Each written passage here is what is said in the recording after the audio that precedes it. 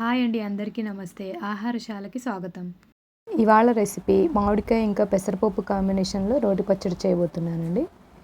మామిడికాయ ఇంకా పెసరపప్పు రెండు చలవ చేసేవి కాబట్టి ఈ సమ్మర్కి సరిపోయే మంచి రెసిపీ అండి. ఎలా తయారు చేయాలో చూద్దాము.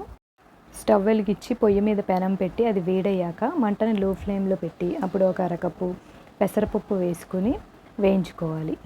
4-5 నిమిషాలు వేయించుకున్నాక ఇలా కలర్ మారుతుందండి. అప్పుడు ఒక ప్లేట్లోకి తీసుకుని పక్కన పెట్టుకోవాలి.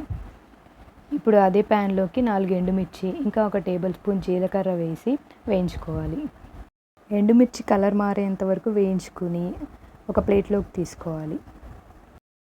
ఇవి చల్లారాక ఒక మిక్సీ జార్లోకి తీసుకుని మెత్తగా గ్రైండ్ చేసుకోవాలి. ఇలా పొడి పొడిగా రావాలండి.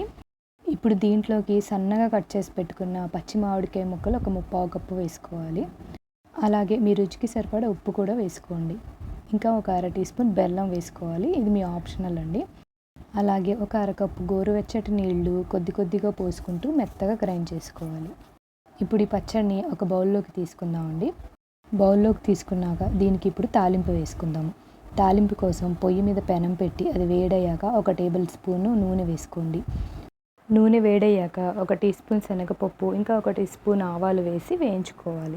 ఆవాలు చిటపటమన్నాక ముక్కలుగా కట్ చేసిన 2 వెల్లుల్లిపాయ రెబ్బల్ని అలాగే సగం ఎండుమిర్చిని ఇంకా ఒక కరివేపాకు రెమ్మని వేసి 1 నిమిషం పాటు వేయించుకోవాలి.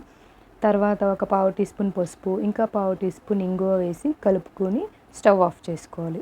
ఇప్పుడు ఈ తాలింపుని పచ్చడి మీద వేసుకుందామండి. అలాగే ఈ తాలింపు పచ్చడిలో అంతా కలిసేలా ఒకసారి కలుపుకుందాము. అంతే అండి, ఎంతో రుచికరమైన పెసరపప్పు మామిడికాయ పచ్చడి రెడీ అయిపోయింది. మీరు కూడా ఒకసారి ట్రై చేయండి. ఈ వీడియో మీకు నచ్చినట్లయితే మా ఛానల్ని సబ్స్క్రైబ్ చేసుకోండి. అలాగే ఇంకా లైక్ అండ్ షేర్ చేయండి. Thank you.